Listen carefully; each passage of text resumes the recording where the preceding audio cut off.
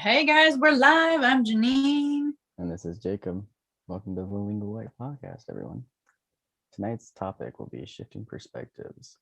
We'll be talking about why it's hard to change your mindset, cognitive dissonance, and techniques to help you identify and reframe old ways of seeing your reality and to improve the overall life experience that we all live here. Awesome. And just to explain the podcast format a little bit, the first hour, Jacob and I share little energy updates, like kind of what we've been going through energetically. And then we talk about the topic a little bit.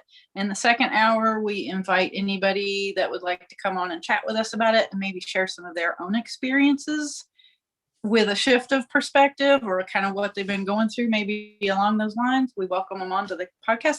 If anybody's watching that would like to jump in, Jacob's going to put the Zoom link down in the live chat. If the live chat's not working, I guess jump on Instagram and let us know. Speaking of Instagram, if you want to get in touch with us, we are also on Instagram, we're on Clubhouse, and we have a new Discord, which is awesome. Anybody who wants to jump on the Discord, just send us a message and we'll send you an invite.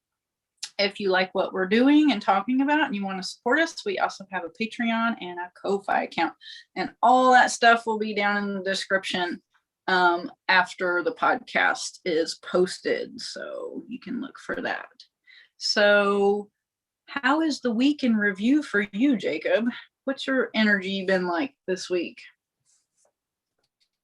There's been moments of chaos, of course, as with any shifting and energy upgrades and whatnot. But probably something good to start off with would be my dreams that have been popping up for me in the past 3 days. It's been a lot of deeply rooted limiting beliefs, or how should I say it? There are ways to just help me cope with the world, I suppose, and it's not necessary anymore. There's been a lot of signs that it's time to move forward and go into this higher understanding. And I'll just say what my dream was about.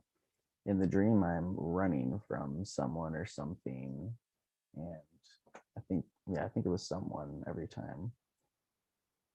The first one was very clear, and it was running from, and the person chasing me was took the form of an old friend that I would hang out with a lot, and I was guarding this treasure, this gold trove of whatever it was. I was holding on to it, and I was running from him, and I got to this field where I was like jumping across it and like almost flying, and then I created this maze to hide the gold in the very center of, and he couldn't find it, and so I noticed he was on the outskirts, and I realized what I had done, and I just kind of got lonely, so I went back out there and like it was like, hey buddy, what's up?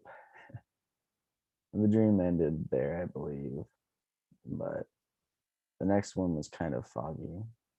I remember it very vividly. Don't have much to say on that one, but third one, this one recently, last night, was a really strong one. It was one that took place in this city, and I think it was my younger brother who was chasing me this time. He was like trying to lock on target almost. It had this weird theme to the chase, and it was like search and destroy kind of. It was a fear one that I was running from out of fear, and it was very interesting. I think this one was just to show me that it was out of fear, and it wasn't me coveting something. I mean, they're all fear emotions, but this one really hit me with it. And yeah, feeling like a target, huh? yes, I felt absolutely. Thank you for putting that Yeah. into words, because that's absolutely what I was asking it later today, witnessing that that pattern I was playing out of feeling like a victim of the world and very distrusting, just something you and I were working on quite recently, actually, going within and asking that inner child, why does it feel like it's, being made a victim from the world? What happened that made it feel worried and scared? And it's funny to look at it now because, when I first had these emotions that, were ego driven or out of fear or trauma, and they're very loud and they're very aggressive and they want to be seen. So they like bubble up and like, no, crying for your attention to be heard and seen. And it was an interesting one to work on today because it came up in the 3D through an interaction with someone I feel very close to, and it was something that has come up before in other relationships, and it's ruined them before because it was something I couldn't integrate. Repeating pattern. Oh yeah. Oh yeah. And yeah, it was very interesting on the way over to meet this person because I was sitting with that thought, trying to figure out why I was being chased and what it meant. And obviously it means I'm running from something, and that equates to whatever I'm running or playing out in my mental scape or in a 3D. It all kind of goes together. And I was asking myself that, and that when I said, what are you trying to protect, or what are you trying to hold on to? And it was like my intuition said my heart, like my emotions, my security, my vulnerability, feeling vulnerable. And then I went into that more, and it was attachment, and attachment for the most part. That's in a very broad and general sense, the word when I'm using it. But holding on to even just the limiting belief itself was part of it. And recognizing today when it came up for me, I was just open and honest about it, and sharing it really helped to express it and not internalize what I was feeling, because it was something that I would, it's a very big part of how I viewed my reality and interacted with the whole world, was through this lens. And it still asks for attention here and there, and there's always going to be something to work on with that, and to not always, I should say. It's just something that'll be a good one to look at from now on, because the layers will come up when they're ready. Oh yeah, for sure. And this was the first time. Each layer for sure. It's also relevant who is chasing you in those dreams too. Like what are the neural patterns stored with each of those people? Because there was two different people, right? One was a friend and the other one was your brother. That's one I'm definitely going to have to look at more in depth. That one's a little more confusing to me, and it's hard to follow with that. But I'm going for the very general message that it was giving me, and this is something that's going to be hard enough to get through. Not to say I can't do it, but it's a big one for me. It's a really big one. Yeah, and the symbolism can be quite literal. It's it's like all you have to do is sit down with like, okay, that brother, and write down all the descriptive things, because your brain, your dreamer is just using the neural patterns you have stored in your brain about how you feel about that person, how you interact with that person, what the history is with that person. Like, do you have a good relationship? Do you have a bad? And I'm just saying that generally for everybody. And it's usually reflecting a quality of yourself through another person. Okay. So it's usually an aspect of you. It's showing you an aspect of you, usually. And you just say, okay, well, how do I feel about my brother? Has it changed recently? Is this something that is like telling me something new? Or is it like always been this way and it's telling me it's like the same old pattern? Like, it can be kind of literal. So Okay. yeah. I'll try Just not to kinda look overcomplicate it then, because that's a tendency. Yeah, you don't have to. Like my brother's been showing up in my dreams too in the last week. So that's kind of interesting. And I get confused about the symbolism of my brother too. And I'm like, okay, it's an aspect of me that is like brotherly. And because I have a good relationship with my brother.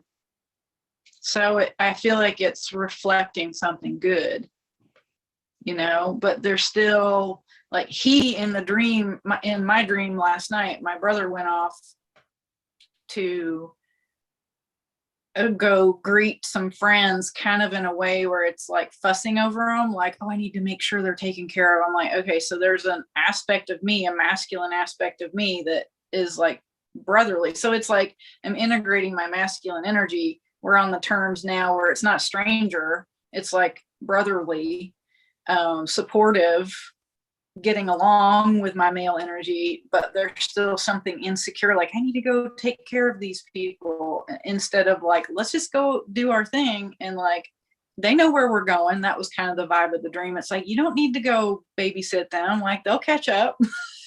So there's an aspect of me that still feels like I need to fuss over things.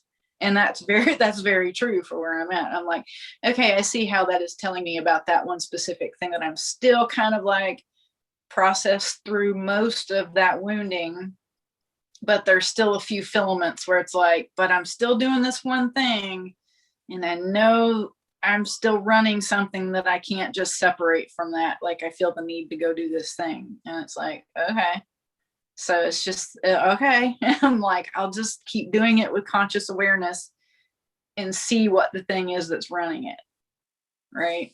That's kind of how I do it, is like, okay, I don't deny myself doing the thing because that's just shoving it back in the closet. I go do the thing with conscious awareness. Yes. So yeah. And I watch every emotion that I have when I do it. Like, how does it make me feel when I go do this thing? It's like, do I feel guilty? Do I feel shame? Do I feel silly? Do I feel, you know, like, why do I feel the need to do this? Like I explore it all as I'm doing it. Cause like when you're in the moment, it gives you all the things you need to see, and all you have to do is sit there and watch yourself and go, I'm doing this because da da da da da. And it is a lot about list making and just being really conscious and aware of the thing you're doing, and so asking and myself result and like itself. asking myself and verbalizing it aloud really helped, you know, take it out of the mental processing that, you know, would normally occur, because that's how this played out usually, was internalization and then it bubbling up to the surface verbally, and then the other person's just like, what world are you on? And it was very nice this time, because I feel more comfortable with myself and doing this work. It just kind of came together.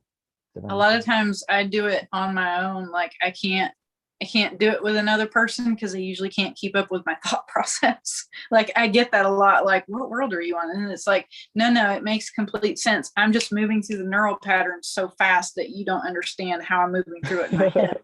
So I do it in here a lot. And there's only like a couple people that I work with that can hold space for me in that way, where it's like she goes fast and I've got to work hard to keep up with her because she knows where she's going. Sometimes I just need somebody to sit there and not actually try and help me figure the thing out. It's just to listen, and every now and then they'll piece something together, like you said this 10 minutes ago, and then you said this, and then you said that. What about this? And I go, that's it.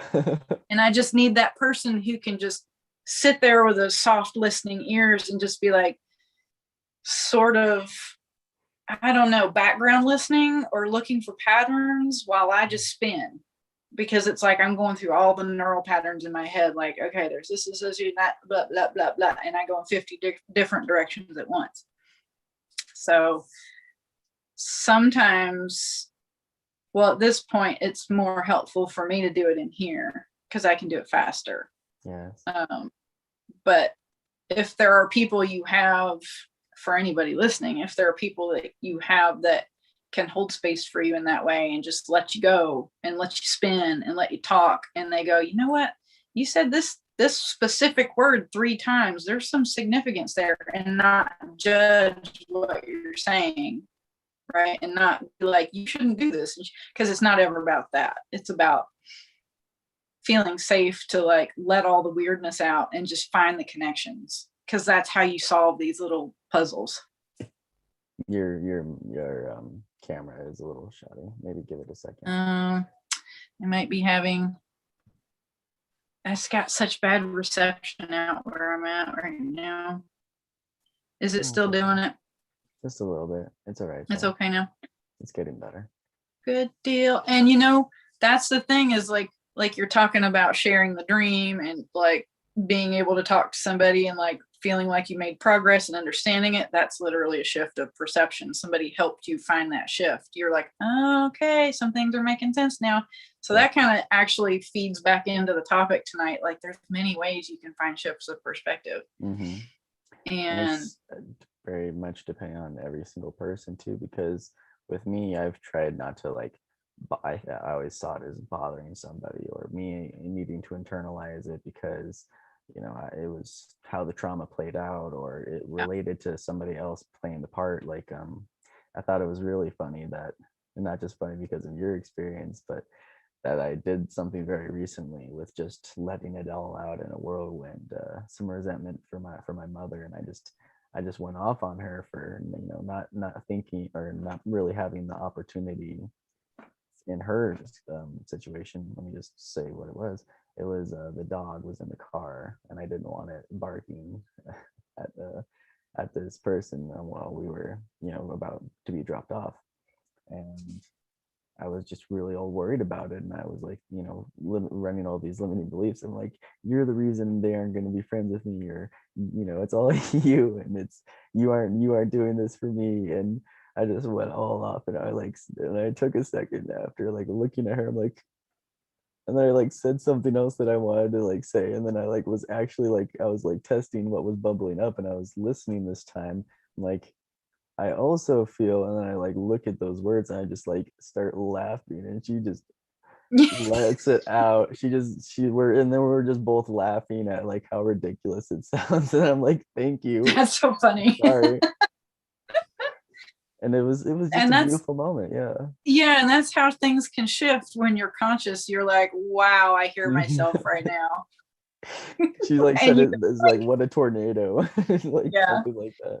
But sometimes it needs to come out, and it's like somebody needs to mirror you in a way where they can be like, do you hear yourself right now? Or give you space to hear yourself, and they're just looking at you like, come on, what's the real problem here, right? And then you realize, oh, it's that pattern again.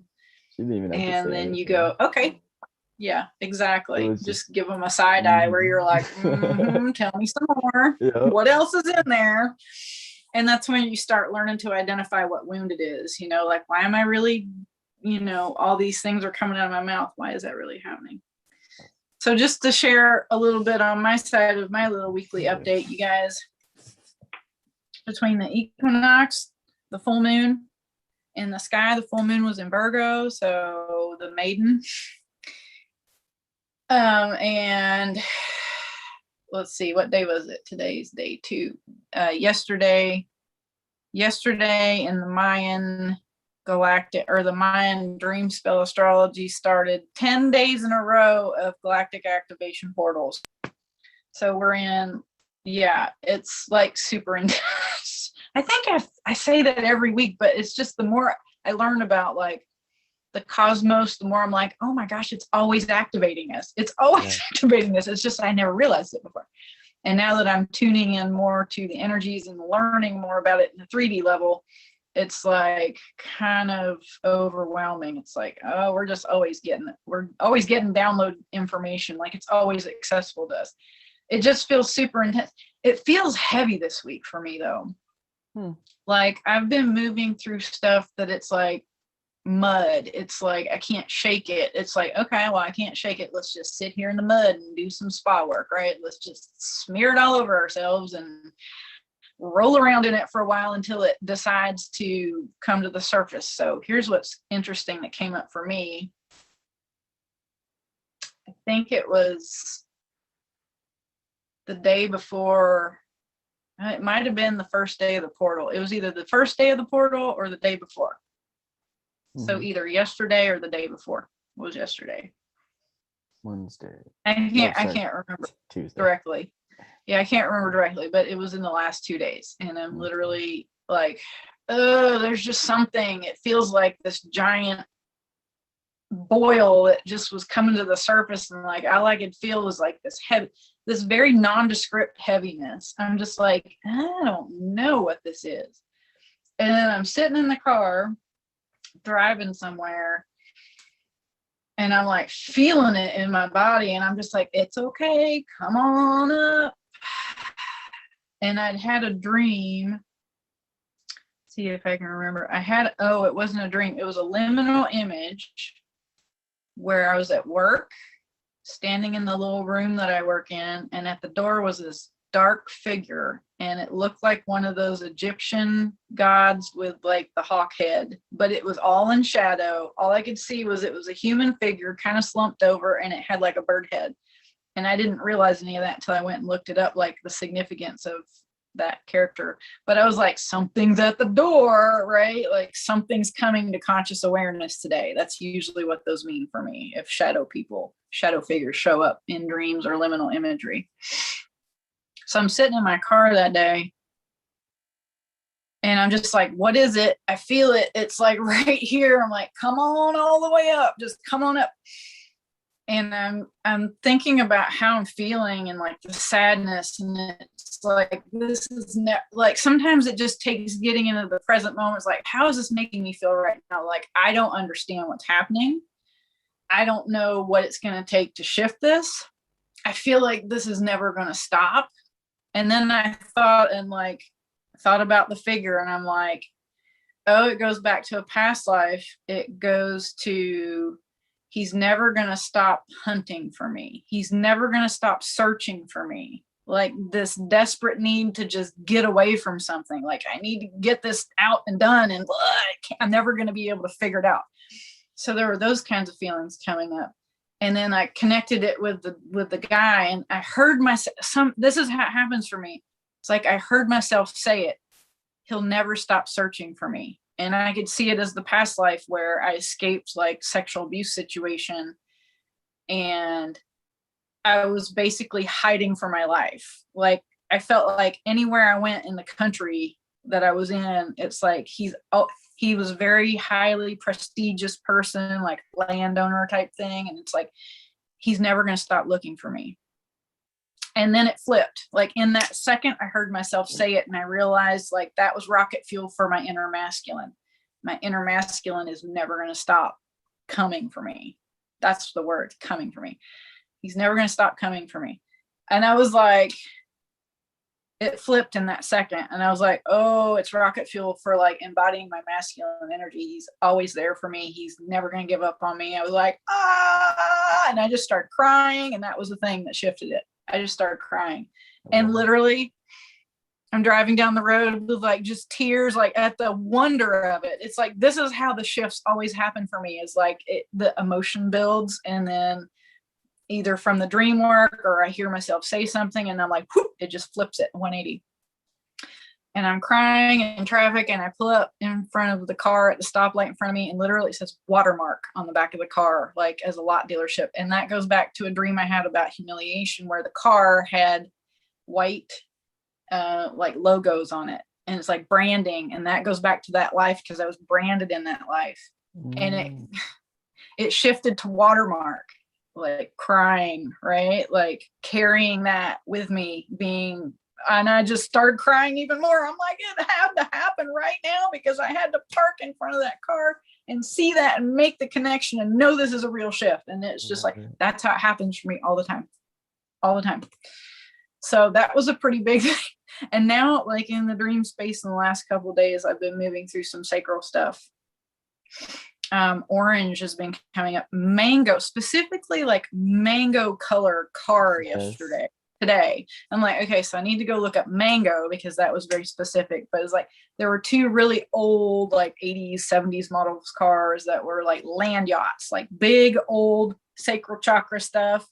one was more orangey red than the other one. The other one was like bright mango color. So, and my brother was in that dream. So I'm like, okay, I think we shifted something because, you know, we're with like the brother who I have good relationship with. And my granddad was in that too.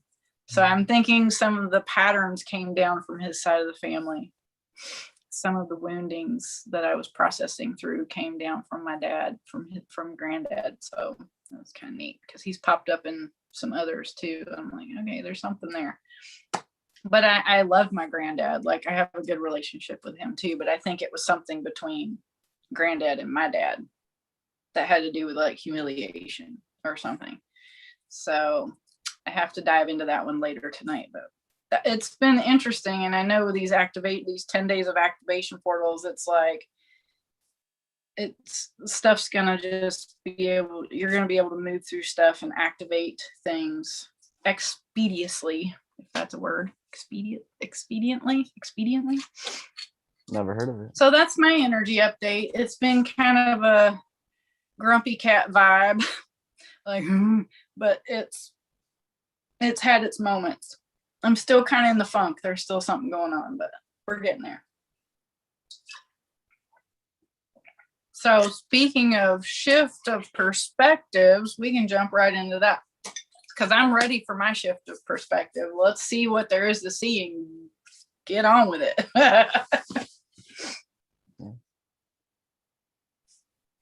So would you like to go for identifying those limiting beliefs?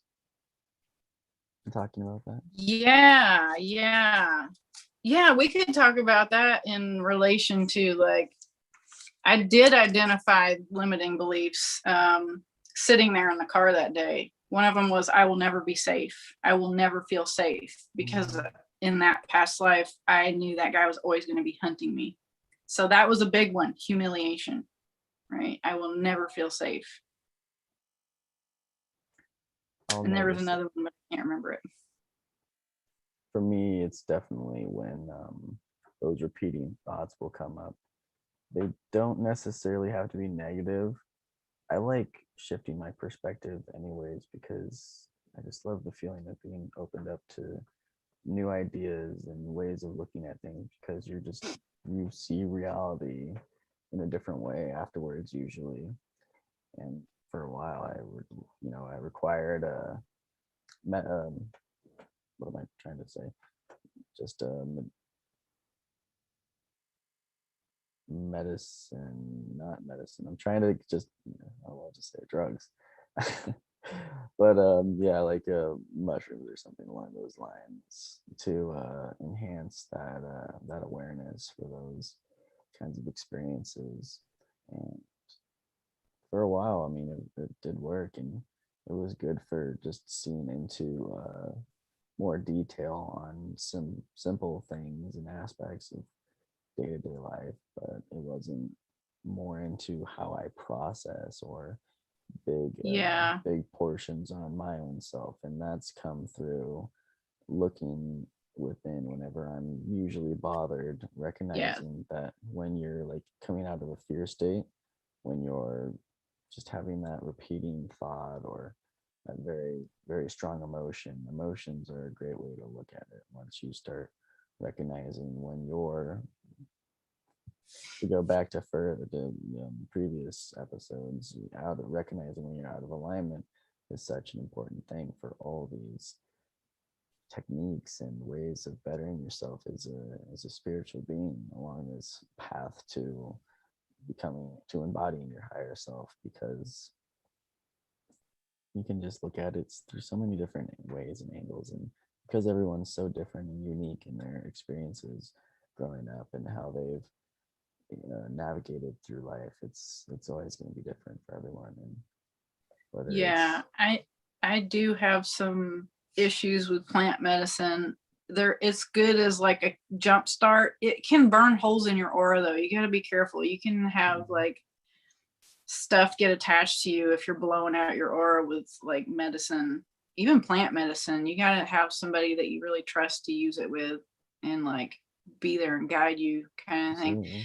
But it's a Kickstarter, and a lot of times people get hooked on the experience of the plant medicine. And the thing is like, it helps you understand there's something beyond the physical. Yes. But it doesn't teach you how to run the process. And that's the important thing. Like you were talking about, it's like, you've got to learn to run the process and not depend on plant medicine to get you to the shifts of perspective. Like, it's just the first thing that can give people the taste that there's something else out there. And then you need to do the work for yourself.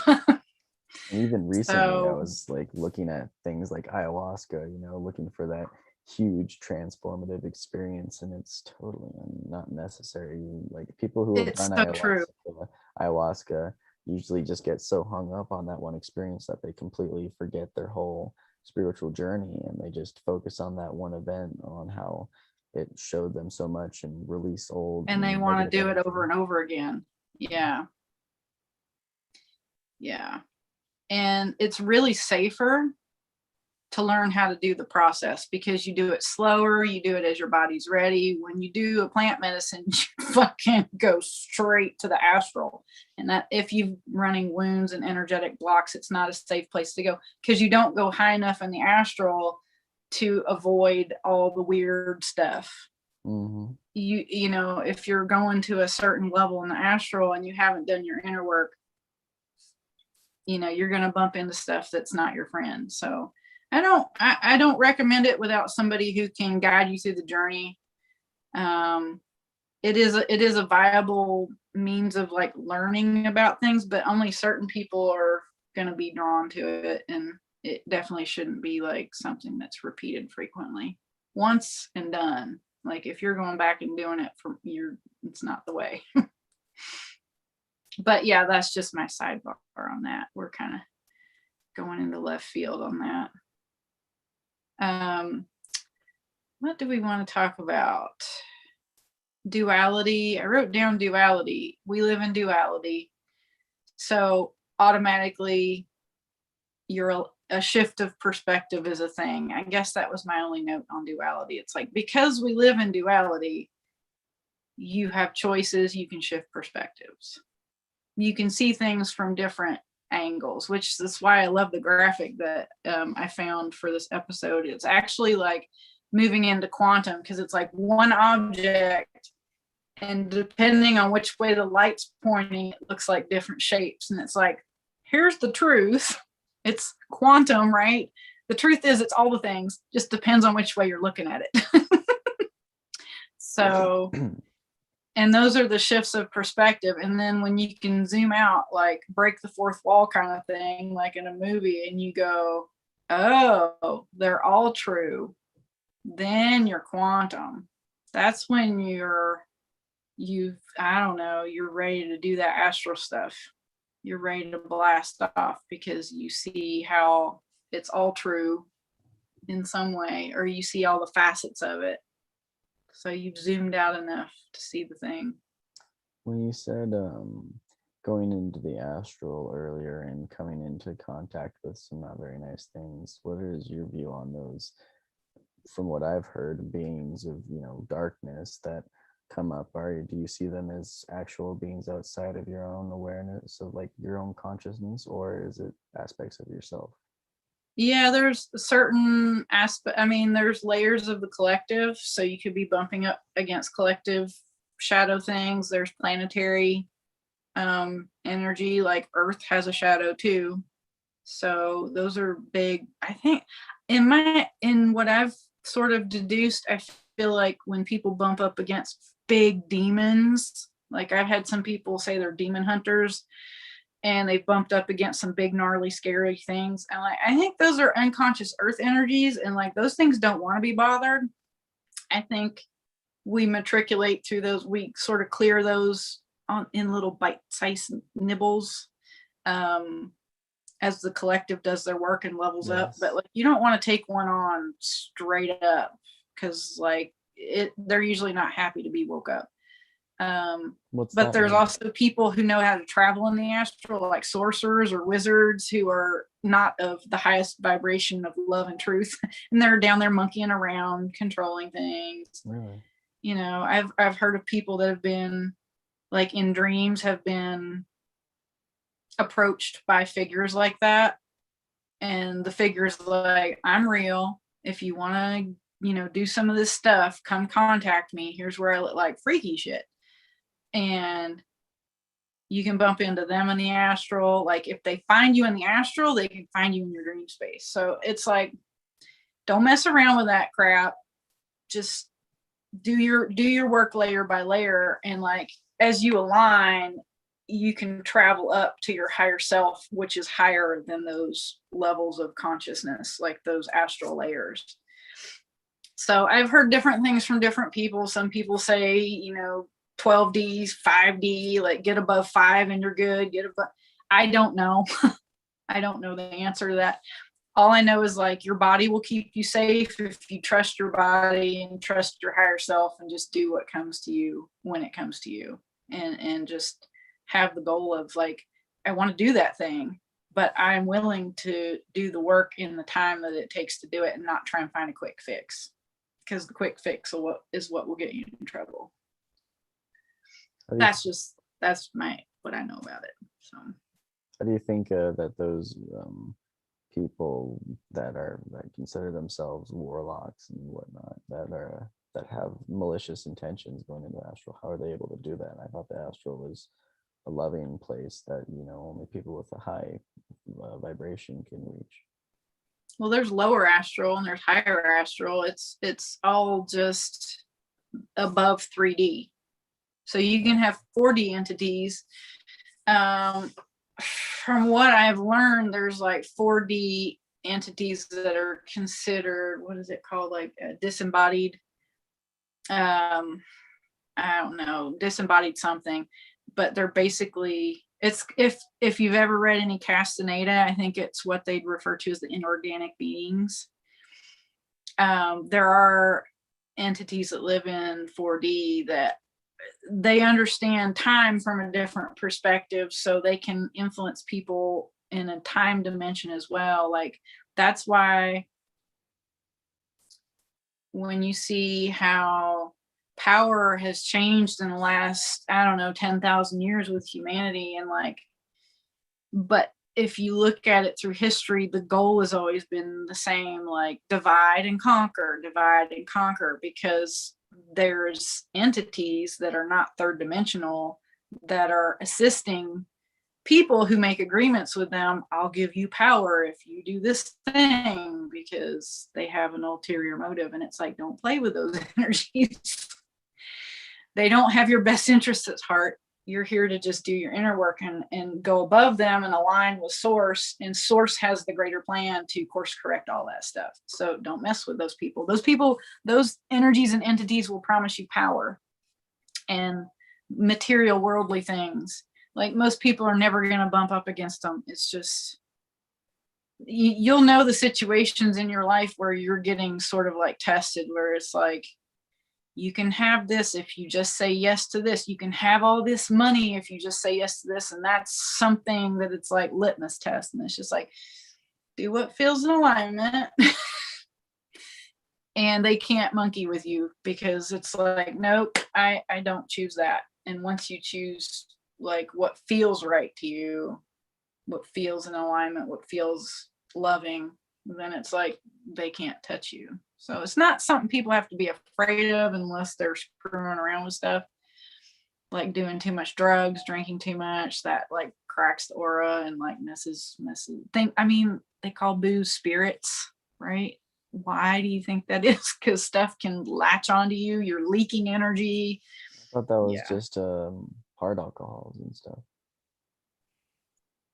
Okay. Yeah, but that's why you think it's called spirits. Yeah, no, I was just wondering if it was just for hard alcohols that it's called spirits, or that it had like sorry, I know it's just that's called spirits. If it's only hard alcohol is like the really processed, very low vibration, not a lot of sun energy in it, that brings in those negative energies that attach to alcohol, period. Anything that gets you inebriated, that gets you out of your mind, out of your body. If it gets you drunk, if you black out, that kind of stuff. So yeah, drink in moderation. Don't use it as a coping mechanism. Figure out why you need a coping mechanism and stop having a coping mechanism. There you go. Bring it back to yourself. Yeah. So we can link that to like cognitive dissonance or something, right? Like I feel like I need this because it's okay. I don't know, that might not be a good bridge, but no, totally. Don't even worry about it. I feel like that is a good thing to talk about because it's something I was trying to get out earlier, and not because of you. I just something I forgot about. That is an important factor in the spiritual journey, especially when it's bringing it back to yourself, because it's so much of a workload. I feel like the ego like definitely plays these games of like hide and seek with you, and putting things off that are like for your best interest. In my case, quick example, jewelry. I'd had a long day of work or something, and I don't want to come home and do a necklace for the day or something along those lines, or even get the first parts finished to where I'm just getting ready to actually take pictures of them and post that. So it's like, I'd rather go do something else, like simple small things like that are easy patterns to get into, because you want to choose the path that seems like the path of least resistance in the moment. And it could be that way for just about anything. And when it comes to inner work and that very hard thing to confront, whether it be traumas or patterns of thinking, it's very easy for the mind to go to that easy pattern and just want to stay there because it's comfortable. It's right. calming in a sense, but at the same time not, because it's just so used to that same chaos. It's familiar. Yeah, and we're seeing cognitive dissonance on like a collective level at this point. Yes. It's like, you guys, it's kind of easy to see what's going. Well, for some of us, it's, I don't know, easy to see, but it's still hard. Yeah, where it's like people, I don't know. I'm just gonna use like the government is here to help you. Really? Cognitive dissonance. Needing an authority outside of yourself is a sign that you don't have sovereignty within yourself, right? Or seeking authority out, seeking someone who's going to tell you what's good for you. It's like you're not standing in your sovereignty.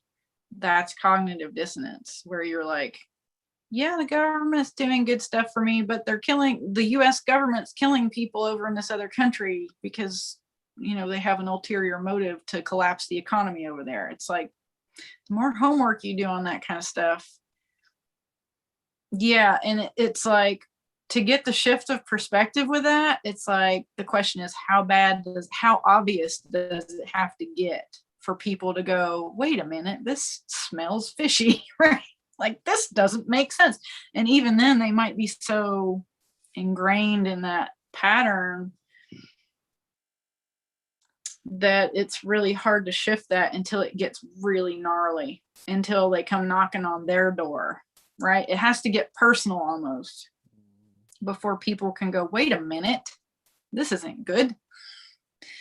Kind of like, it's kind of how I feel about all these stimulus checks. It's like, are they just trying to make people think they're our friend and supporting us, when it's like a little bribe or something? Yeah, it's what it feels like. I'm like, does anybody else feel that way? I don't know. I sure do. I'm just like, do they really think this is helpful? Yeah. I mean, when we consider what's been going on with the economy during the whole crisis, right? Mm-hmm. And you think about how many people aren't working and can't pay any bills, and it's like you get a little stimulus check here and there, like they're throwing you a crumb, and it's like, is that helping anybody? I don't know. But they're still just trying to smooth it all over, like, we're here for you, we support you. Yeah, okay, whatever. That's the example off the top of my head with cognitive dissonance. And it takes a lot of power to shift that. Oh yeah. I'm even like going back towards like how I view people that you would not necessarily label, but how you would just Okay, yeah. Label sleepers in spiritually for how they're engrossed in the matrix. Mm. And my recent doctor visit was a very interesting one for me. It was testing me for that trigger on feeling pressured or like disrespected in a sense for this vaccine, because I haven't been vaccinated. I only did that once when I was 16, and I felt I was trying to follow the crowd, feel part of the group in a sense, and try to get caught up on all my vaccines. And from like when I was a kid, I know he stuck me with like six of them in one day, and they wanted to get me a follow up, and it's like, Nah. I didn't get sick. Incredibly, I did not get sick. I didn't feel anything. Right, because your body is so healthy from not ever having to like process it when you were a kid that it's like, well, this sucks, but we can do it because the immune system's healthy. Yes. I've only been actually sick probably that wasn't caused by something external like a vaporizer or something or drinking. Sick probably 4 times in my life. Yeah. So.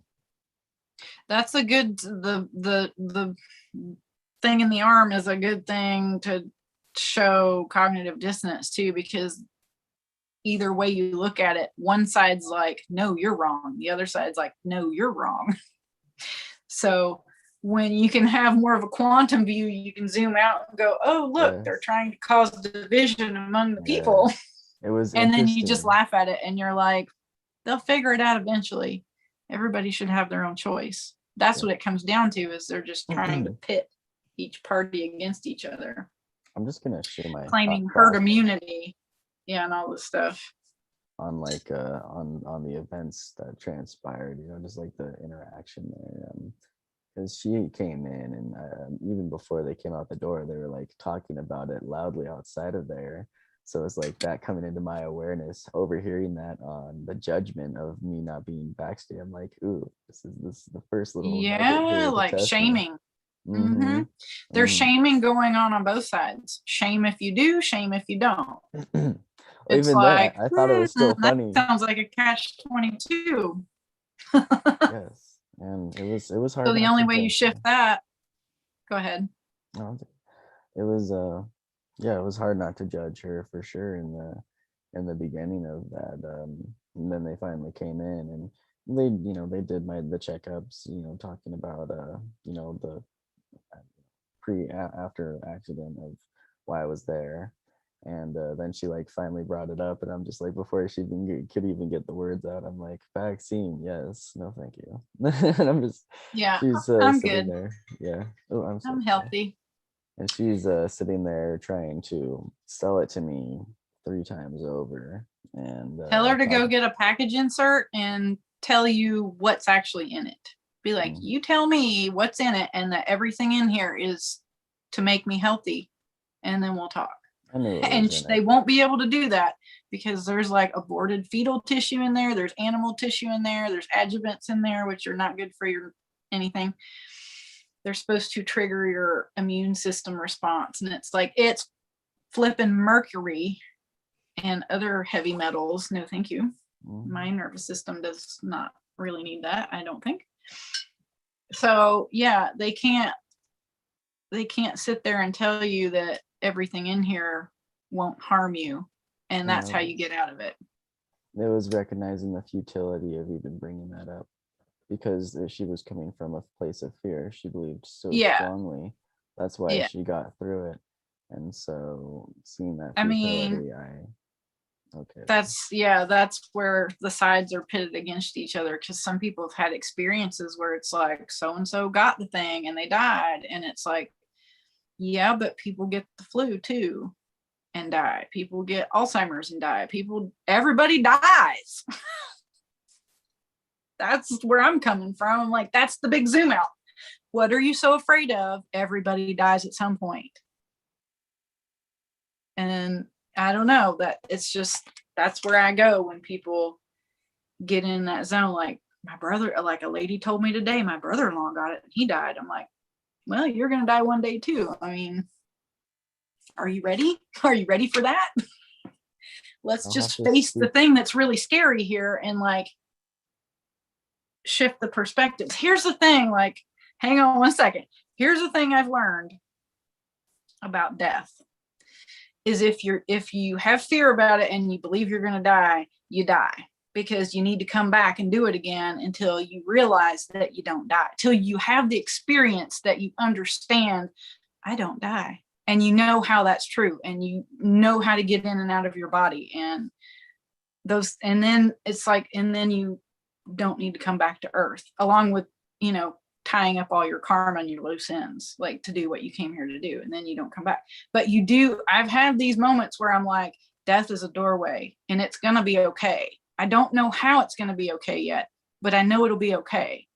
And just because I've realized, I'm like, the body will die, but there's a part of me that will learn, will know how to do the thing when it's time to do the thing. It will remember.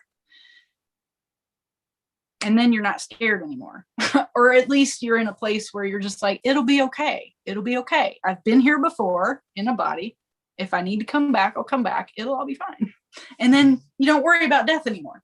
So all these people are just afraid of death. And it's like literally putting it in their face. Like, you know, like when you're training a puppy not to poop in the house, it's just like life is like shoving people's heads into their own shit. So they will learn. And they're seeing death all around them. They're being faced with the fear of death. And it's like, if you can turn and look at it, you'll process through a nugget of it. You'll have a shift of perspective if you allow it. Do you feel triggered right now? No, I feel excited by it. I'm just like, it's so exciting. The drama? If people can come to those realizations. I know there are people who are not ready to have there will be people who that will trigger that out of them. But when it's time, they'll have that realization for themselves. And they're like, oh, death is like not really a thing. Okay. All right. Game on. Then you're living, because you're not living in fear of dying. You're just like, let's do this thing. So it's a big shift. I mean, I would be lying if I said that I don't think about how it's going to happen and that it might be scary. Like, I just don't want it to hurt. You know, when it comes down to death, it's like, it's mostly being afraid of the pain or suffering and dying. But it's like, that's a wound talking, and then I can dive in and start looking at what that is. Like, that's how you do it. It's like, okay, there's still a nugget there. Let's go in here and look for it. And then something else shifts. Like, just going and looking for it will say, okay, we can peel another layer now. You can have another shift and like level up and do another one. So anyway. I understand your logic in that, and I totally agree from that logical sense. It seems that there is a little compassion lacking, if I'm being honest, in that approach for having that interaction with those people, and it seems to give it a negative connotation, like they're coming from a bad place that is low vibrational. Nope. That's not what I'm well getting. It is only in the sense that they haven't had the shift for themselves. It's just a matter of fact thing. It's not about lacking compassion. It's just, I'm an air sign. I'm like, here's what it is. When you have the shift, you'll know, and it'll be different for you too. But until you get there, you're probably going to be in fear. And the only thing for me is that when people, you know, tell me the stories, it's like, I go into like, oh, I hear you. You know, I know that's scary. But it's like, I don't need to have a conversation with that person about hearing all about it. It's like, that's for the therapist. That's for their therapist. They can work that out. Unless they're coming to me for help, which they're not. They're just commenting. This person today was just commenting randomly about how sad it was. And it's like, yeah, but it had a purpose. Like, there was a lesson in it for that person. Like, it's just a different, it might seem cold. It's just a different perspective where you're like, there was a purpose for that person to have that. That was their exit strategy. Like, they preordained, like, okay, you've got 5 exits you can choose. And like the higher self was like, this is the way, because it's going to trigger the most people or complete more of your karma, or like, there's always a higher level game going on. That's the thing. And when you understand that, you're just like, well, you can't tell a person at that level, like, well, it had a purpose. You just go, I feel for you. I understand. And then, you know, if you need to give them a hug, you give them a hug. And then you're like, that person's fine, because the body's dead, but that person's not dead. Like their essence is not, it's just going on to do the next thing. Yeah. But for that person who lives in that reality, it is sad and they do need support. It's just like, it's not for me to do it because like, I'm not that person for them. Like this was kind of like a professional relationship and she just mentioned it casually. So if it was somebody else, like I might have a different reaction. Like I'd have a completely different conversation, that's for sure. Mm-hmm. She was even like if it was me and you, I'd be like, let's talk about feelings. Let's tap on the feelings. Yeah. Let's dive in and figure out what it is. And like, I'm going to give you space to just let all the emotions out. But that's because I have a different relationship with you. So it's just, it's tailored to wherever that person is at. But the higher perspective can seem detached and cold. It's not. It's actually like you just sit there and go, somehow that's perfect for that person, for those people that it touches. Like somehow that's perfect. That's a perfect experience, and that's okay. And they're sad, and that's okay. Well, then thank you for explaining that. I honor you where you're at. But I can understand how it can seem like that seems cold. It That's can. my nurturing aspect of my self-talk, probably. Yeah. Or enabling. Like I'm more of a masculine feminine, and you're like the opposite. You're like the nurturing masculine, and it's like sometimes we're just like, hey, wait a minute. But we always can like have the shift of perspective and go, yes, I hear you. Thank you for that. Yeah. Because now I need to look at myself and decide what's nurturing and what's enabling. Or what's maybe not maybe I mean, maybe for you there's a lot of value in embracing that nurturing side. Like there's probably it's like whatever you feel naturally, you're geared that way for a reason. Like it's just to explore it. Now if you're in the nurturing mode and you're like, I'm getting taken advantage of, then there's something to look at. If it's just like, I just feel like I can do this for people, then explore it, right? Totally. Yeah. And that's what I'm doing. Yeah. It's just something to be a little more open up to, so I'm not put in that situation, again, because that was something that was happening. And I still do feel sometimes from people in certain situations, working this new job, it will be a wonderful way to explore it, since they're trying to give me more responsibility and it's taking away from my daily life, to where I feel very bombarded in a big sense, because I'm already working full time. So it's not something that I want to really take on, and I want to enjoy life a little more. So just that as a quick example. It's like from 20s to 30s is kind of like, or even 40s can be tough, because it's about learning to support yourself. Like when I was 19, I was like working 4 days a week and going to school 3 days a week. And I pretty much, until I was about 40, probably about 40, when I got a job where it's like, it was a very chill job, but it was 20 years of just busting my ass, like doing multiple jobs, usually 2 to 3 jobs, just to like make ends meet kind of thing. So yeah, it can be kind of crazy as you start to grow up and like have to support yourself. But there's lots of lessons. That just make sure you're doing things that you like, so you don't mind doing them. That's my biggest advice. Yeah. Sure, you're doing what you like, because then it won't really feel like work. Like I worked in horses for 20 years and it never felt like work, even though it was hard work. It was like, I love my job. I love these horses. I love what I do. And then I just try and find the right fit all the way through for 20 years. Always trying to find a better fit. I'm sure I'll find mine. Yeah. It's not bad for now. Yes. So, okay. Duality check. Cognitive dissonance check. With shifting perspectives, there's a yin and a yang experience. Yin is more soft and receiving, and the yang is more like you're either doing an action or an action is being done to you. The yin experience is more like things come up from the inside, like emotions that you don't know where they come from. And both things can cause you, they're like, if you think about it like physics, like either a yin or a yang thing is like, here's a force that's you, and here's a thing from the universe or coming up from the inside, and it like changes your momentum, it changes your direction. So it's going to cause you to do different things, to experience things differently, to see things differently. Yin stuff can make you realize you're holding things that you didn't even know existed, like in your subconscious. Like it just comes out of you. You're like, where is this coming from? It can be kind of scary because you feel out of control. Yes. But there's usually big shifts that can come from those if you can just be with the feelings or whatever's coming up. Like, so I think for a lot of people, depression happens that way.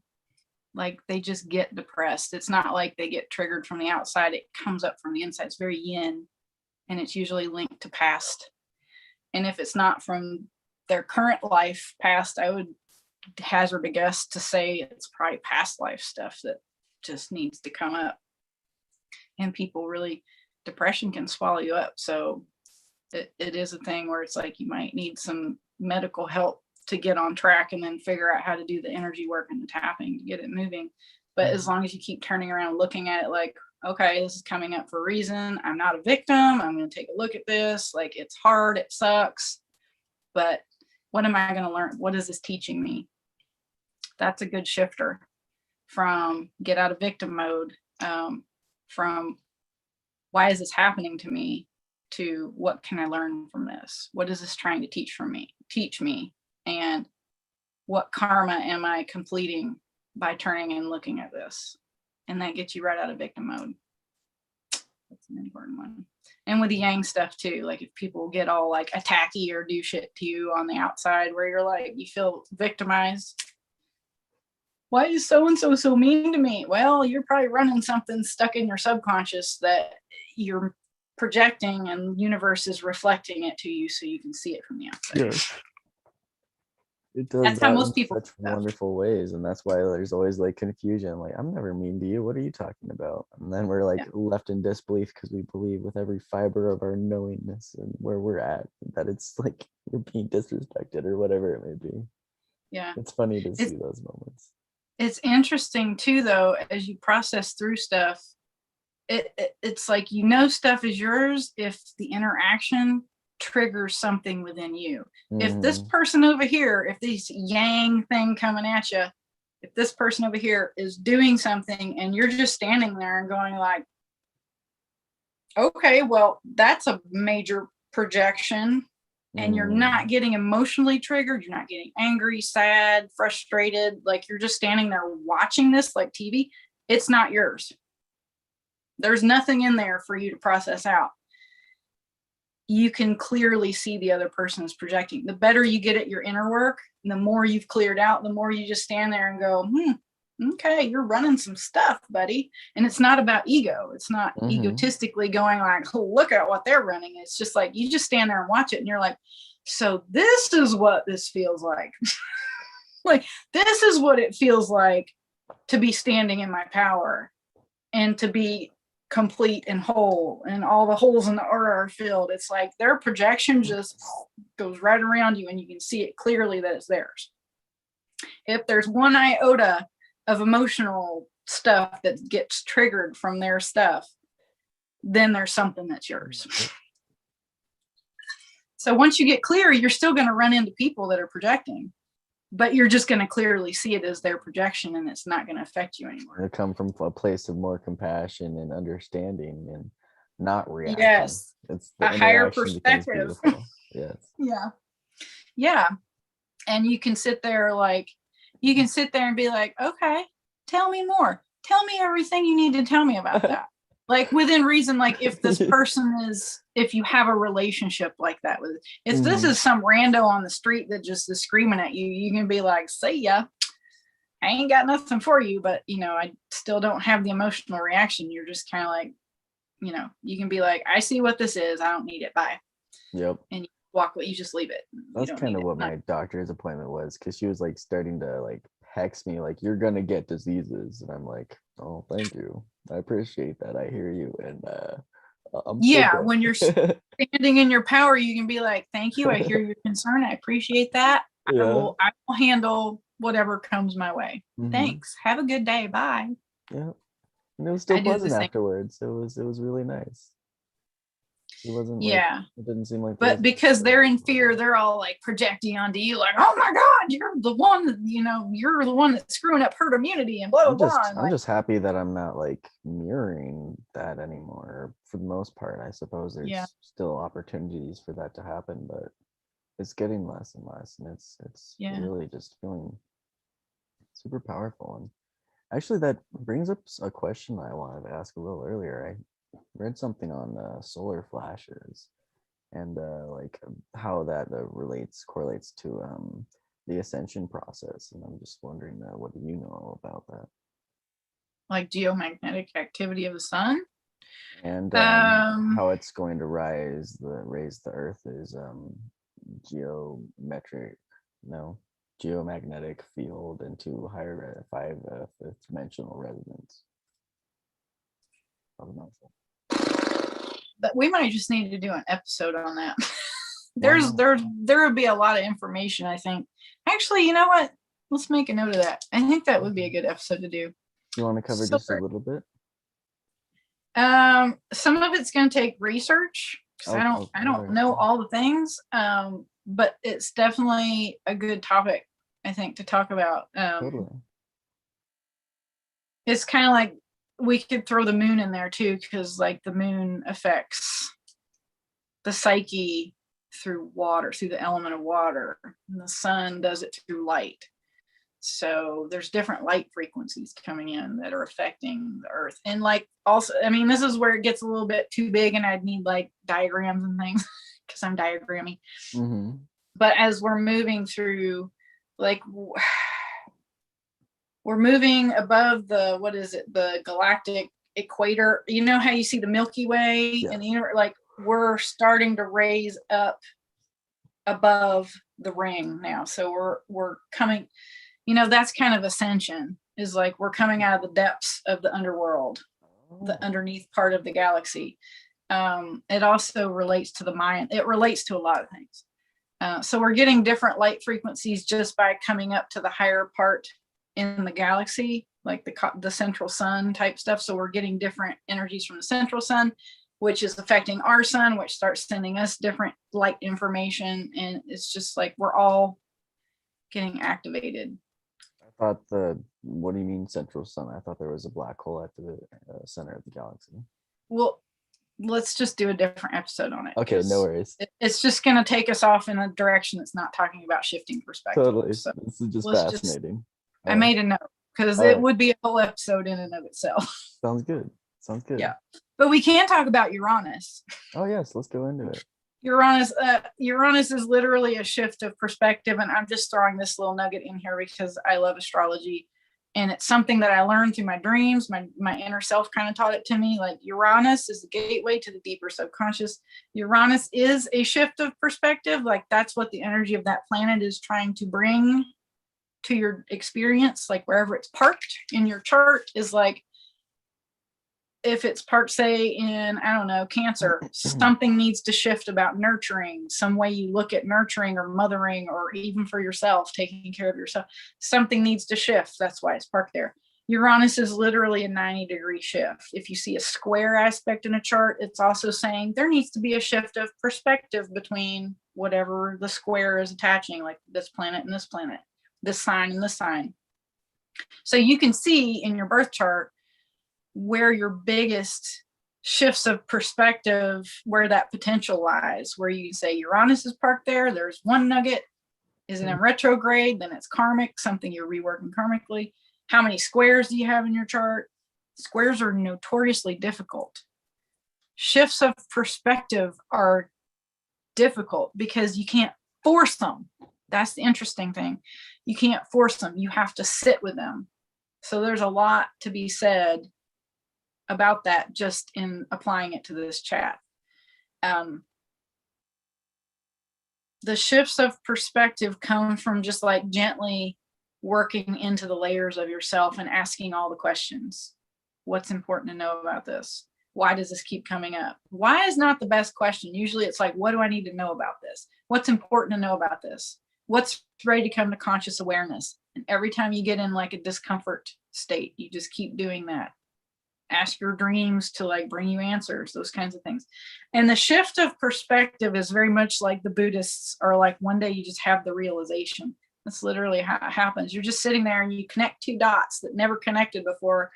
And all these neurons go, and you just are like, oh, how did I not see that? Right? You just see it it's a full circle moment. It's like you've seen everything around that, whatever that nugget is that was subconscious. You've seen everything around that. And at this point, it's like the neurons connect and you have the moment, and then you level up. And then you do another layer. Like, I feel like it's like this back and forth, layers and layers and layers and layers. But yeah, you have this moment where like the little thing is close enough where the neuron can jump to the next synapse. And it's like the brain's just like, whoa. I love that. And that's Uranus. Those are Uranus moments. Those are those shifts and level ups of consciousness. So we should talk a little bit about techniques to help you get quantum like that, to have those shifts of perspective. Affirmations. Number That's one. a really good one I need to work on personally. I have been noticing when I am doing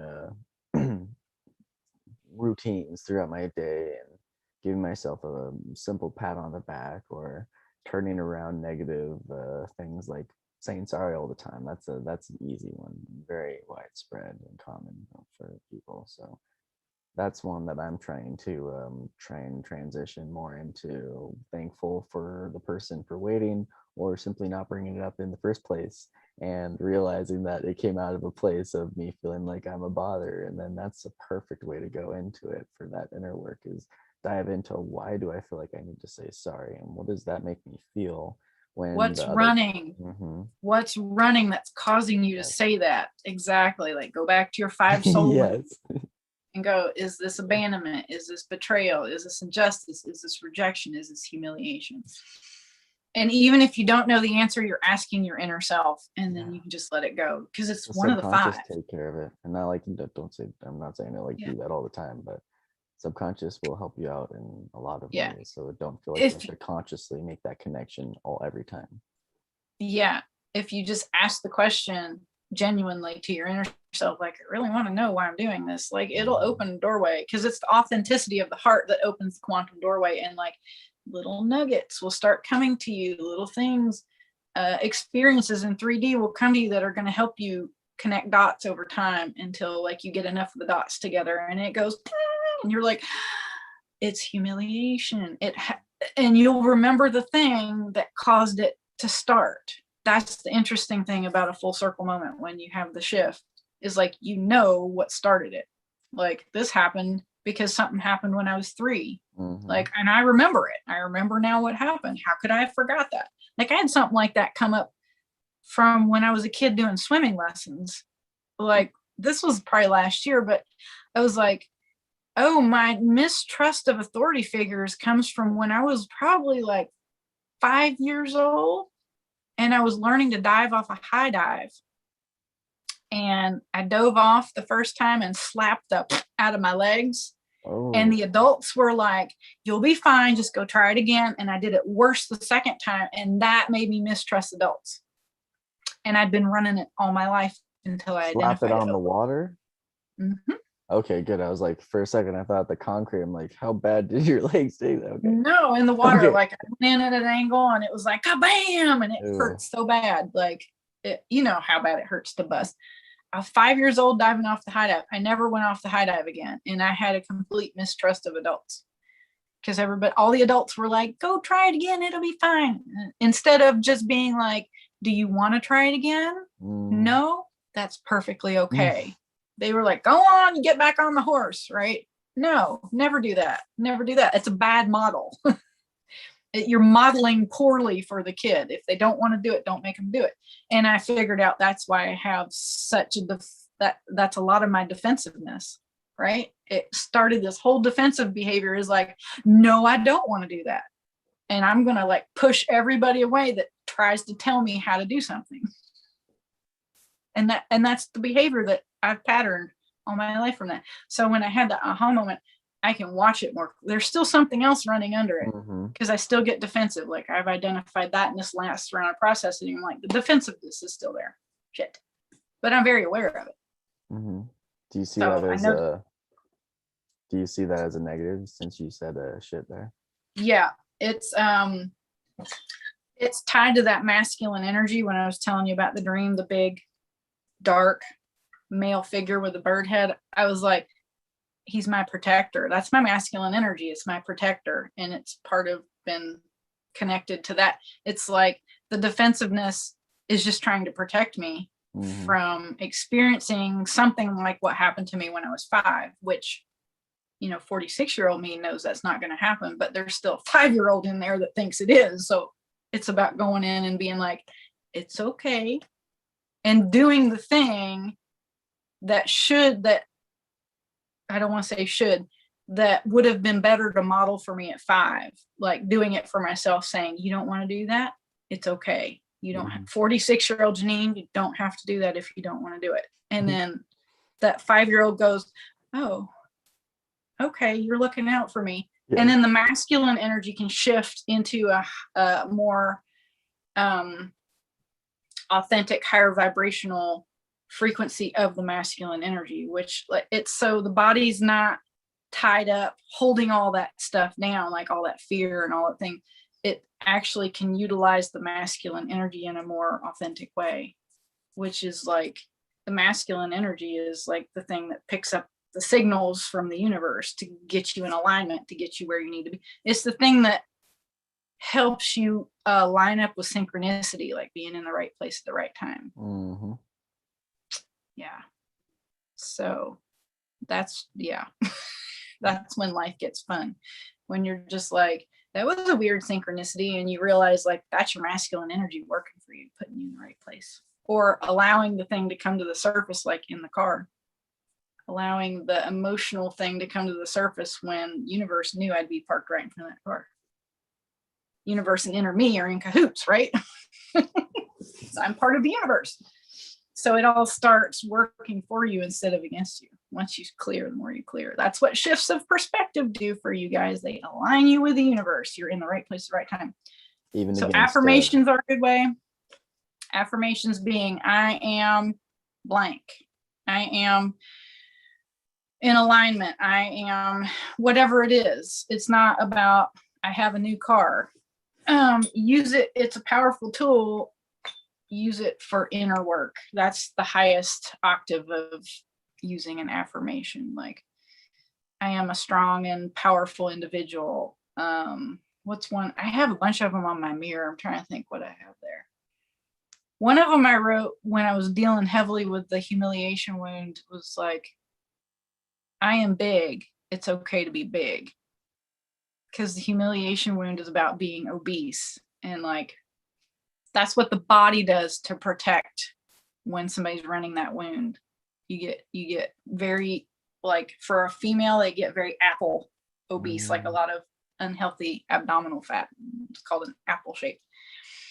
So I was like, okay, I knew there was still humiliation running, and I knew it was about being obese. I'm like, okay, it's something about being big.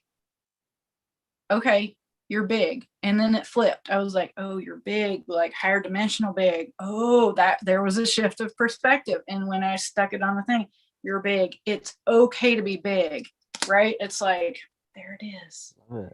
There it is.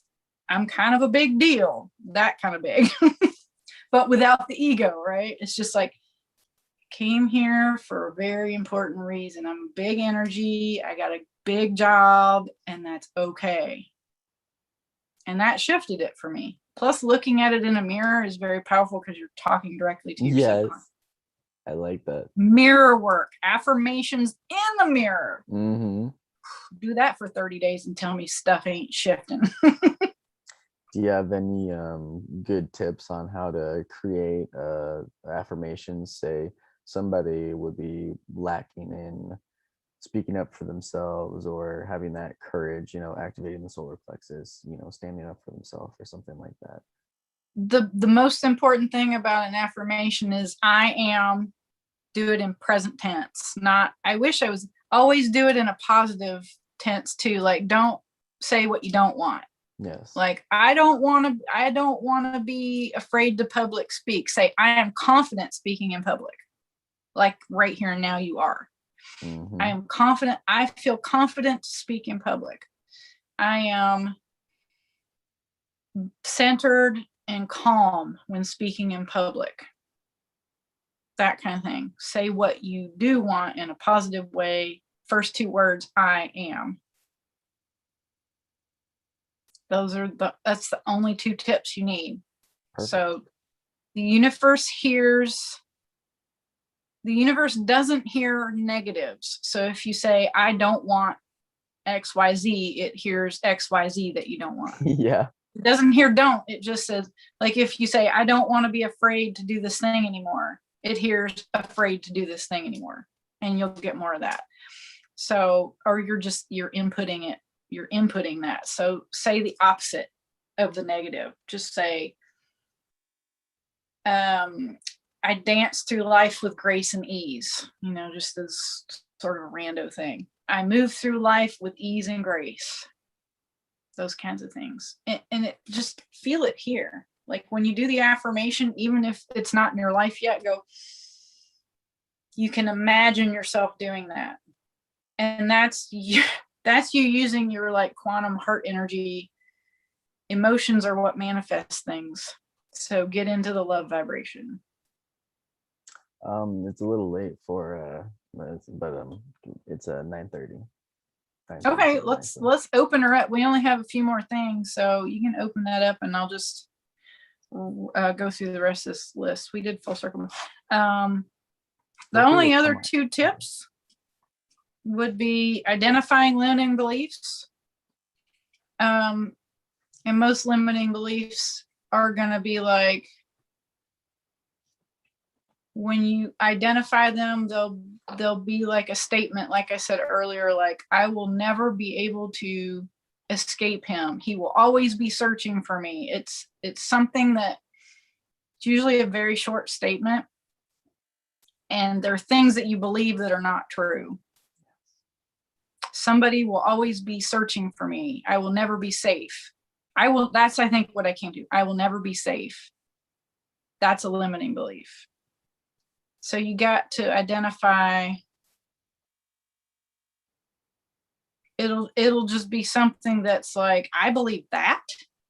And like on some subconscious level, it's stuck down in the psychic basement. And write them down and then write the opposite and then tap it in or feel it here. So when I identified, I will never be safe, I immediately in the car started going, I am completely free and safe to be myself. And say it like you can tap through all the points. I am completely free and safe to be myself in this, it's now, here and now I am safe and I'm free. And you just know, I know that is in the past. This is here and now. That is not true now. Here's what is true. What is true is I am safe. Look around, do the S's and the T's, smell, sense, see, taste, touch, all those things, do those 5 things. I'm driving down the road in a car. I'm perfectly safe. The weather's nice. Here I am. And then like tapping it in and being like, I'm safe. So just do the opposite. And then those are very powerful. Those are usually stuck in the solar plexus. There was an F ton of those in my solar plexus, you guys. So many limiting beliefs, and like curses and death wishes were in the solar plexus too. And I know that sounds scary, but they're just like energy cords that you didn't even know you had. Absolutely. Everybody probably has a few. If you just keep looking for them, they'll come up. I can relate. Yeah. And the other thing is reframing, which is kind of what we just did with the limiting belief. It's just like, oh, there's the limiting belief. I will never be safe. number one, that's not true anymore. That was true for that life. And you can thank that life, you know, do a little matrix re-imprinting, go, I thank that part of myself that had that experience. How is that rocket fuel for me now? You know, thank you. I honor, I acknowledge your experience. Here's what's true now. I am safe and you are safe. We are both safe. It's okay. So reframe it. And I always have a joke about reframing, and it probably makes religious people mad, but I think it's funny. You know how in the Bible it says Jesus is a carpenter? No. Jesus was a framer. Oh yeah. You hear the difference?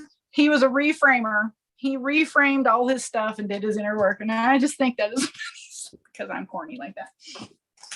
So yeah, the Bible is all about like coded stuff. And when I realized that one day, I'm like, Jesus wasn't a carpenter. He was a reframer. Like he reframed all his limiting beliefs and like did all his inner work. And I'm like, you're funny, Jesus.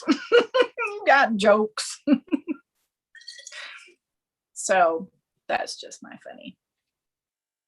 So yeah, if everybody, did Nikki ever show up? Nikki the dude, I don't see him. That waiting room can be sneaky.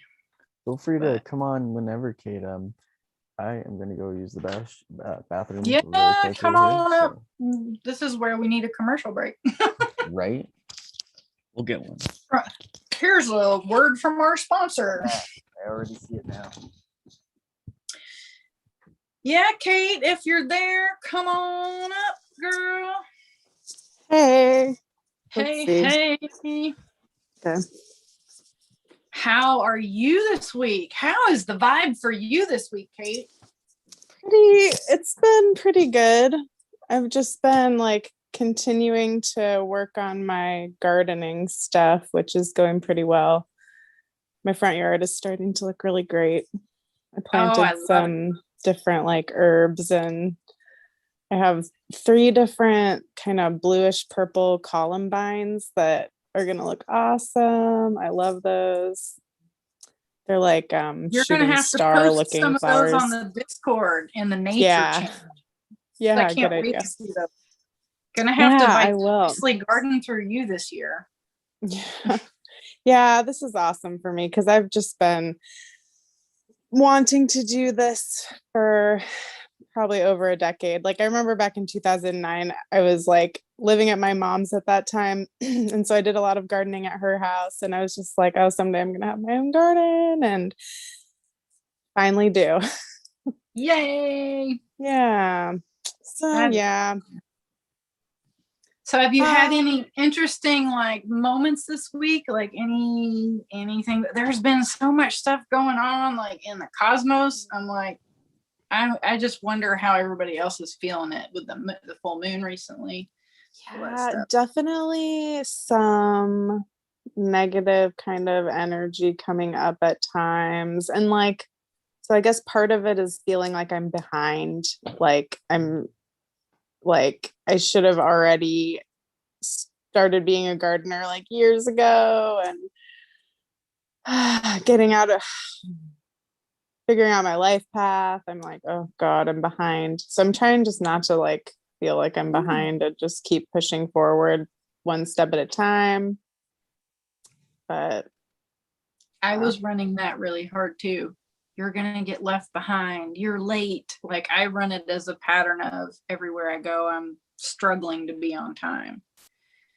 But in my psychotic phase, it was like there was this deeply paranoid part of me that was like, you're not going to make it. You're going to get left behind. It was really scary. So it sounds like a similar pattern. I just wonder like what has caused it to start for you. That's a question for inner you. I mean, yeah, I don't know. I'm like the kind of person who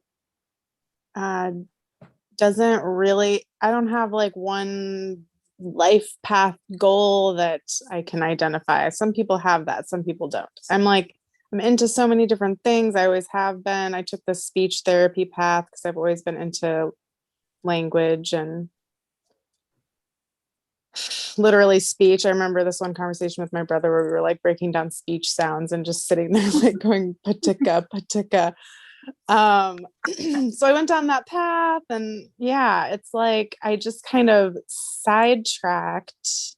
And like I've said to you before, I think that, I've gained a lot from that because I now understand how messed up the medical system is, which I wouldn't know, except that I've worked within it for like 7 years now. So I feel behind. And I think that it's how I feel. But I'm taking steps away, so it's okay.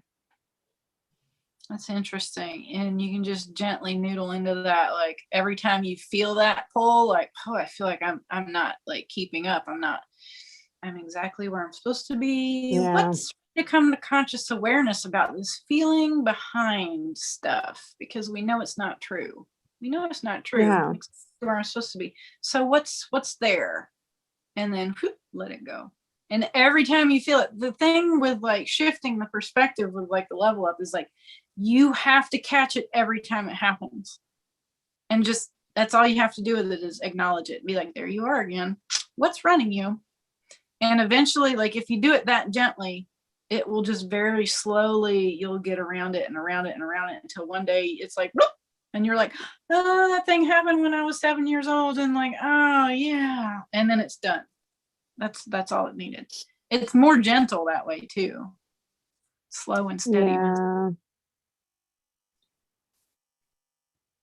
And then your reality shifts. Like then you never have those situations where you're behind. You feel like I got life by the tail now. Yeah. What's something that makes you feel like you got it, that gives you confidence in where you're choosing to go?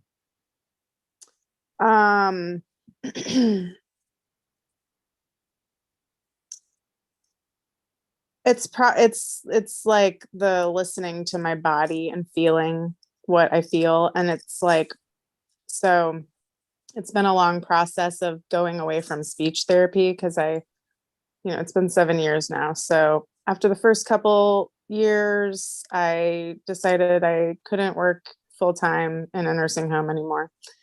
I became a traveler. So I take contracts. I don't know if I've told you that before. Anyway, so every time I take a contract, I feel more and more like I need to get away from it. So I just have that body feeling. And then so I just try to go toward the body feelings that are good.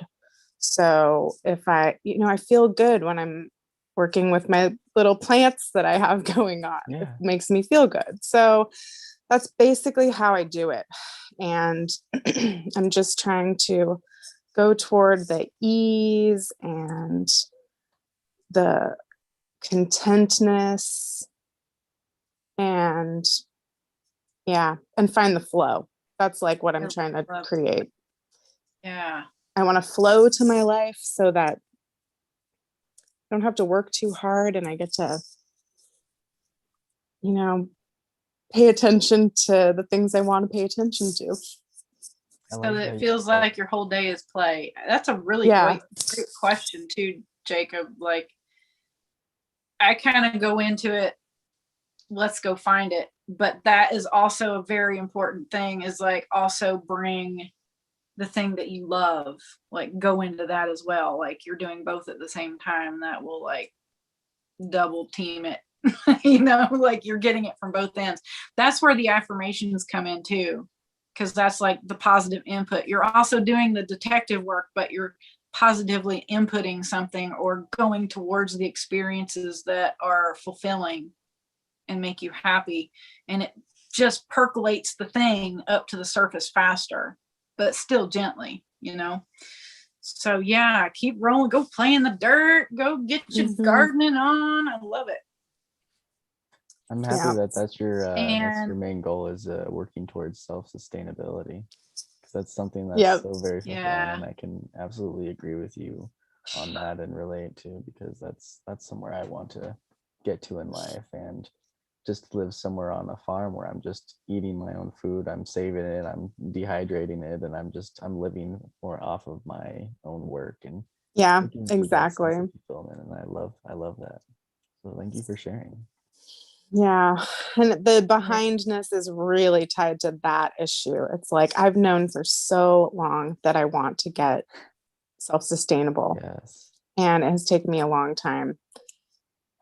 But it's fine because I thought the speech therapy path with being able to extract money from the system, I thought that would be my way of contributing to some kind of community at some time, which hasn't materialized. So I know I'm like, okay, I'm on my own.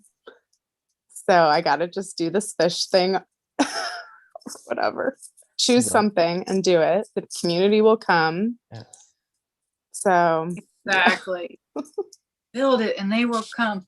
And also, like, if there's this thing about I'm behind when you're doing the gardening, even though this is just a tiny little facet of it, when you're doing the gardening, don't give yourself a time limit. Just go out and do the thing. Like, spend a whole day where you got nothing else to do, nowhere else to be, and just do that thing until you're completely content with the result, or That's exhausted and you're like, I'm done. How I'm rolling. Yeah, because I don't have a job right now, and I'm trying to just love it. Who ride needs the one of wave those for I want to stay out. I want to stay out of work till like next winter at least. So we'll see. It might be hard, but I mean, it's fine. Yeah, there's lots of models you can probably look at for how, like, who's that guy, Joel Salatin? I'm sure you've heard of him, right? No, he's like a sustainable farm guy. Like, okay, we're gonna put him in the description because he's amazing. He is like organic farmer, completely self-sustaining. The whole farm feeds everything else on the farm, kind of thing. It's the coolest operator. I think he's in Virginia. That's awesome. Cool. Yeah. Really good reference. So there are models where people have already made this work on a bigger scale, and I think that's important to share with people too. So yeah, we'll put that in the description. Yeah, I'm trying to, for me personally, look for someone I can go to their farm or something and live on their property, but also like do the work there. So I'm like still getting that nutrition and that lifestyle that I'm looking for, but also having the job so I can still go out and do my own things and whatnot and all that, because you know the side cash or whatever would be really nice to have along in that kind of situation that I'm trying to live. And right now I'm sure the jewelry idea that I have going would work out, and it's really fun to just kind of look at and decide what plan of attack you want to go for those goals that you have going. And right now I think there are operations that do that. Like, you can do a work share thing, some sort of deal like that, where you can live and work on the property and maybe get a stipend or something. I don't know where that would be in your area, but I know they exist.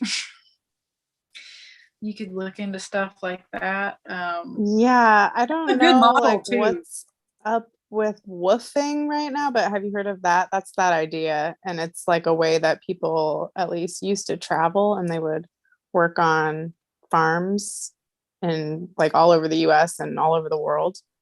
That sounds wonderful. Yeah, right. I know a guy that works at the farm I work at now. It's a horse farm, not a food farm. But that when he was in his 20s, that's what he did. Like, him and his friend said, we're going to spend 90 days and drive across the country and work here and there. They spent 9 years doing it. Ended up in Alaska and went to all these states, like 9 years just working their way around the country. So it can be done. They'd stay somewhere long enough to get enough gas money to drive to the next place. And like, they did work. It wasn't like it was a vacation. They did work, but they got to see the whole country that way. So it's kind of cool. And they went to Alaska for a long time. And another friend of mine did a permaculture internship up on Orcas Island, and they have like a program where they host like a bunch of interns every year. So that exists too. Wonderful. Yeah, permaculture is the way to go. Anything that's running permaculture is the way to go for sure. That's exciting. That's kind of like, I was hoping Nikki would jump on here. Would have been perfect to talk about with him, because like he's kind of got some ideas along those lines with the property he purchased, like doing cool. some primitive camping spots and also like doing permaculture and just Awesome. making a living off of that. Yeah. So I'm like, save me a primitive camping spot. I'll bring my tiny home. Yes. Go down there and work the farm with you, buddy. It'll be the Grimerica farm. Have all the Grimericans there. It'll be funny. I know, like I kind of want one thing I have in mind that's just the beginning kernel of something that's like what you just said, is we need like a little network of Airbnbs that we can, you know, kind of separate from the other world. But yeah, basically I would love to have people come visit me here, and I would love to go off and stay at Nikki's place or a lot of other folks that I've met the last couple of years through Grimerica. I have a feeling there's going to be a lot of this kind of networking going on, like people starting permaculture and like this whole network of people that are just connecting and building these sustainable communities. Like I know another lady who's getting ready to do it on a massive scale. She's like, I want to buy something and turn in, like, I want to buy a town, basically kind of like Osho, right? We're going to buy a big piece of the country. We're going to turn it into a community. She's going to do it on a very professional level because she's got that kind of money. But that's really cool. Yeah, I was like, okay, well, we need to be in connection, because I have a feeling we're going to do this down in Kentucky, Tennessee, and like we can network with you and like other people who are going to do the same thing. And yeah, I think it would be really cool. Just sort of like mushroom up in different places across the country and then just spread. Exactly. Till everybody's in an earth ship and like camping and permaculturing, hugelculturing. I love earth ships. Oh, me too. There's one in Kentucky. I didn't know that. I'm gonna go find it. Cool. Yeah. Where are they? There's most of them are. We're gonna put that in the notes too. Most of them are in New Mexico. Is that right? Yeah, I feel like they're north of Taos. Yes. They weren't open when I was there, but we did look around outside at the there's like a center there that they do demonstrations at. That's the only ones that I've seen in person. If we'd be close enough to that when we're in Utah, it would be really cool to just go look at one. I don't know how far away it would be though. I don't know how close that is. I'm gonna look it up tonight. Yeah, that might be a thing to do. Do you guys have any earth ships up your way, Jacob?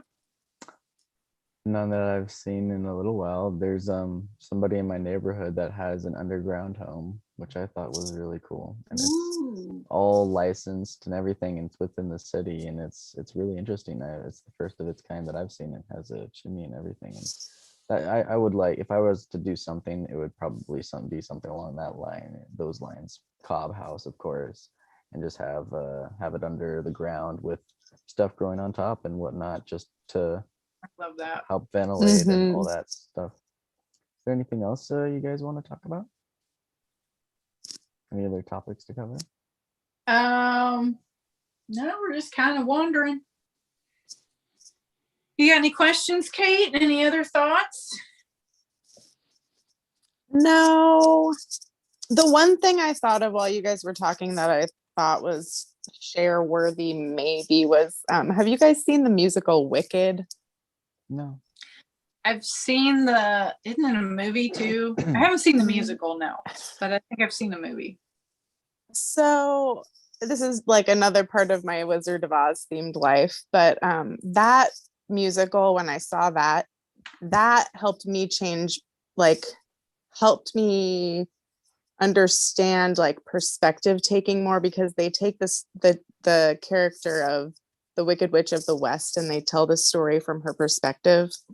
And it's a great story, honestly. I think it's a really good musical. And so, yeah, just that. Yeah, everybody's got a different side of the story, right? Yeah. Different story from every angle. That is important to keep in mind, especially when like stuff's coming at you from this way. Be like, well, they have their experience, and that is perfectly legitimate. You're welcome to have that.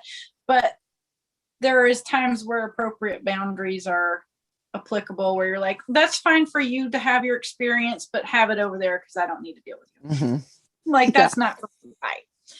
So that's appropriate too. Like, you have to have discernment, right? Discernment is a thing. So if it's not for you, you can say sayonara, baby. And sometimes that's all the universe needs you to do, is like just a boundary check. Are you going to take this on, or are you going to say no, thank you? Agree. Yeah.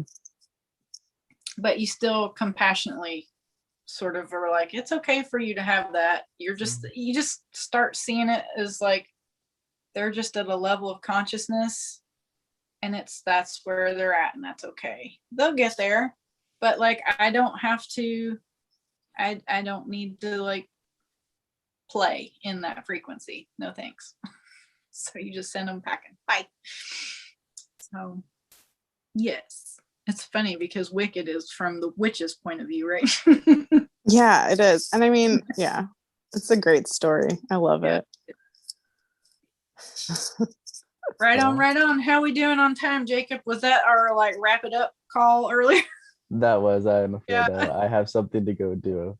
Just want to keep it professional and not give any details. So right on. Well, this has been awesome. It's been a good chat. I feel like we touched on some good techniques to help people move through some stuff and have some aha moments. So it's all in the doing. Do the work, folks. Do the affirmations. Do all the things. It will shift. If you need any help, you can DM us. This is, what did we pick? Venus? We picked Venus for love and compassion and receptivity. Everybody have a good night.